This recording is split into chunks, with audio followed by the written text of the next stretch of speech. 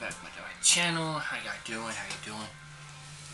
I'm gonna tell you this and you're racist, wouldn't jump on the bandwagon and saying, I'm gonna put money for a kid that killed another kid. No wonder God can't. Here's why I say Black Lives Matter is fucked up. And you're racist, Here you go. wouldn't jump on the bandwagon and saying, I'm gonna put money for a kid that killed another kid. No wonder God can't bless black people, because black people got a heart of retribution and vengeance and violence and anger.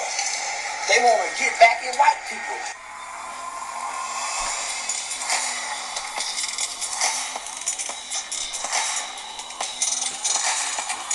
I want you guys to think of the last movie that made you think, that challenged you, that inspired you. Angel Studios is bringing these kinds of films to the world. Movies like Sound of Freedom, Homestead, Bonhoeffer, and Something to Stand For. Movies that honor God, that celebrate patriotism, and that lifts your values. With 95% average audience score on Rotten Tomatoes, Angel Studios films are high-quality, family-friendly entertainment that teaches values like freedom, self-reliance, and unity. From documentaries like The Lunatic Farmer to inspiring films like Cabrini and Sound of Hope, they are all about shaping a culture for good. So how can you be a part of this? How can you get involved? Become a premium member in the Angel Studio Guild, a membership that puts you in the driver's seat to help Angel choose what movies they greenlight. And you will get 2 tickets to this incredible new movie, The King of Kings. Let me tell you about King of Kings. It is a blockbuster animated film about the life of Jesus Christ. It is in theaters this Easter. It features an all-star cast including Oscar Isaac, Pierce Brosnan, Uma Thurman, Forrest Whitaker, my favorite, and more. Using stunning animation with vivid theatrical scenes you have never seen in a movie like this. King of Kings brings the story of Jesus to the big screen for a whole new generation. So join the Angel Guild and get 2 tickets. And I think people need to stop trying to play nice guy and call it for what it is. I don't think it is helpful when white people try to be like, oh, we don't want to, they want problems with you though. They won't smoke with you. They raised $200,000 or something for this boy that killed the white kid. And by all measures, he was wrong. All you have to do is look up the law. He's wrong. You're under somebody's tent, which you shouldn't have been, right? They could have compassion and let you sit under their tent when it's raining. They could. They don't have to. They ask you to leave. You refuse to leave. Then you say, touch me and see what happened to you. Therefore, he's planning to use deadly force against kids under a tent where it's raining at. And I guess they pushed him out of the tent, grabbed his backpack or something, and then he stabbed somebody in the heart. Anybody, unless you're looking for money and fame and you're a racist, wouldn't jump on the bandwagon and saying, I'm going to put money for a kid that killed another kid. Unless you're saying he's guilty, but I want to help his family. Because people make mistakes. If you're saying that, I disagree with it. I won't do it, but I see why a person would. But if you're not pushing any of those messages, you're just acting off of racial tribalism. Same thing happened at that Mississippi brawl or Montgomery brawl. You're gonna know how black people really feel about you when some racial happened. When the Montgomery brawl happened, you see black people wearing shirts with that man hit that woman with a chair. And she wasn't even an aggressive person. She was walking on and hit her with a chair. If white people were out here hitting black women with chairs, it wouldn't be funny. But when black people do it, it's funny. To them, it became tribal. Oh, look at all these white folks, man. Look at white folks think, look, my boy was swimming and doing all this. When there's this incident at the track meet, check in on your friends that you think you're real friends. And they're going to start getting tribal. Oh, but the black kid, it was self-defense. What, was it? Would you be claiming the same argument? If the kid was white that stabbed a black kid under a tent he didn't belong under? We know the answer to that. But before we go to the next topic, I want to play Charleston White's clip. Because Charleston White, although he's, he be tripping sometimes. He be saying all kind of crazy stuff. I think sometimes he's not afraid of calling out the truth in the black community. And he grew up in Fort Worth, Texas, just like I did. Charleston and I probably have a very similar upbringing and experience when it comes to some of this crazy stuff that people of the melanin do. So I'm not saying I agree with everything Charleston say, but sometimes he hit the nail on the head because you can't find a black person in many cases that have any kind of social media following to tell the truth because they get painted as anti-black and they hate black folks. When in reality, it's like we just need to point this stuff out because everybody's the emperor with no clothes. Everybody trying to act like it's not happening. It's insane. Roll the clip. No wonder God can't bless black people, because black people got a heart of retribution and vengeance and violence and anger. They want to get back at white people. No wonder Dr. King them could get some things and we can't. Because Dr. King them say, hey man, don't hit them back. Hey man, don't hit them back. And them people die way more. Now this group say, let's kill them.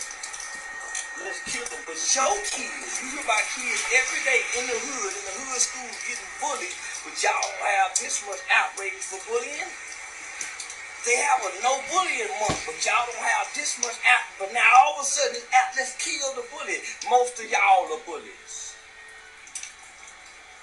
Talk to them today. Most of y'all are, come on, cuz, OG, bullies. Come on, Crip Blood bullies. But now we want to kill the bully.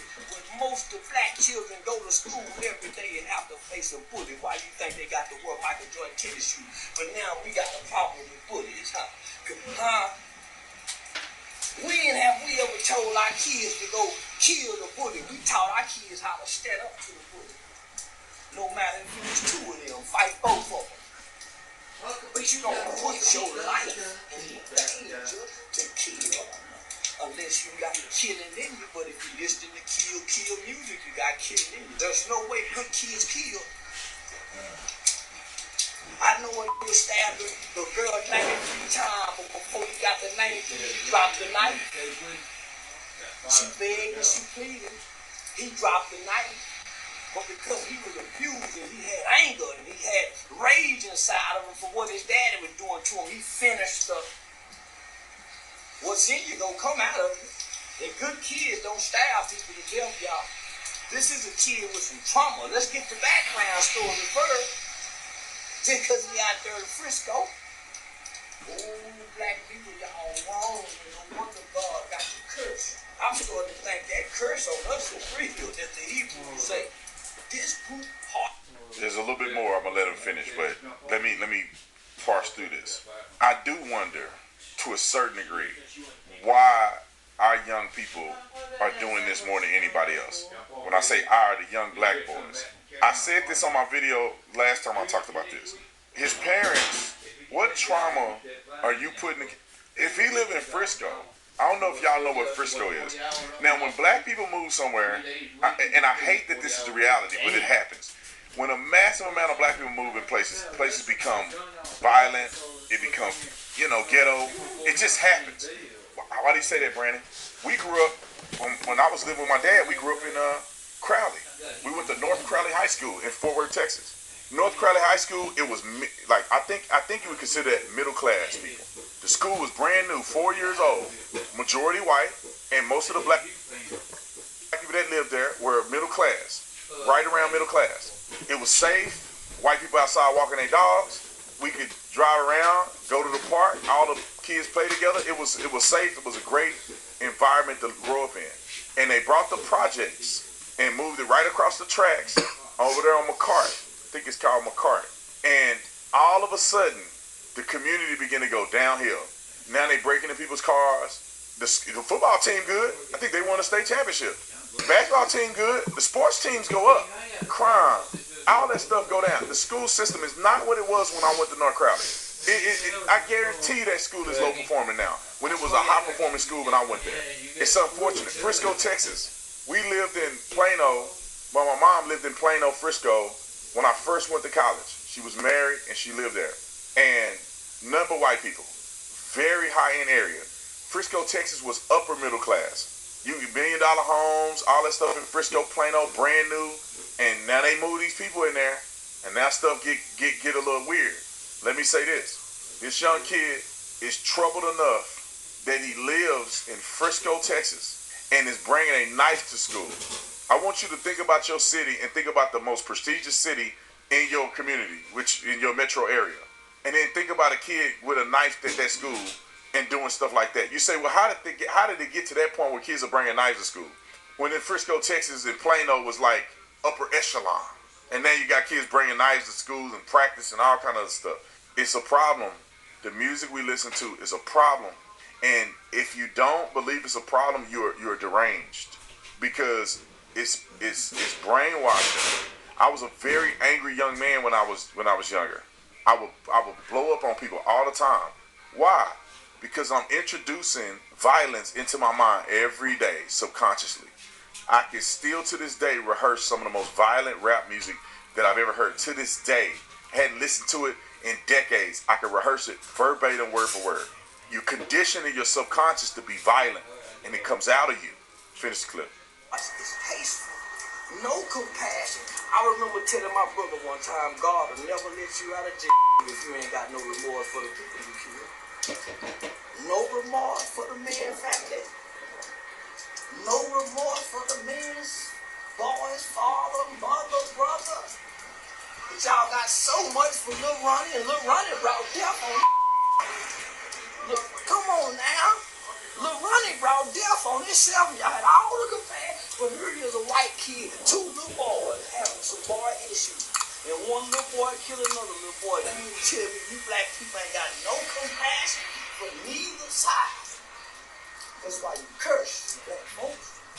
That's why your situation, God is looking at y'all hearts. That's why your finances can't be increased. That's why your children won't go to the NFL. God is looking at y'all hearts. Black people, y'all ought to be ashamed. That's why your children are dying and being murdered the way they're being murdered. They've been your grandchildren. Man, you curse. Now let me speak to that issue. Do I think black people are cursed? Maybe not to the extent that Charleston is saying, but I do think it's a problem, man. I honestly feel like black people have the deepest connection to spirituality out of any group. And when you have a deep connection to spirituality, you're worshiping, the church is good, religious, you get judged harsher. And when y'all out here playing with God, I feel like that's why things don't go well. Let me just mention this, and then we're gonna move to the next story. There's a spirit out here. Spirits are real. The devil is real. As long as unanimously, maybe not fully unanimously, but as long as black people are still holding a grudge over white people, God is not going to bless black people generally, or those who feel this way, to the fullest of their capacity. If you still holding on to unforgiveness and revenge against black people, God can't bless you like it could if you would be forgiven or have a forgiving spirit. Why do you say that, Brandon? Because that's one of the things that God has told us to do, is forgive other people or you won't be forgiven. And we running around generation after generation after generation being taught to hate and feel this resentment against white people about what happened in slavery and in Jim Crow, where no living white person was a part of, and we wasn't, you know what I mean?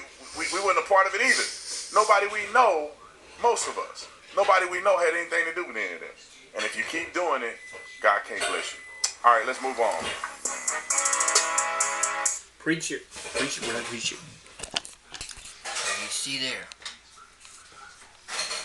he killed an innocent boy just because they pushed him out of tent. Fuck that shit. Good night.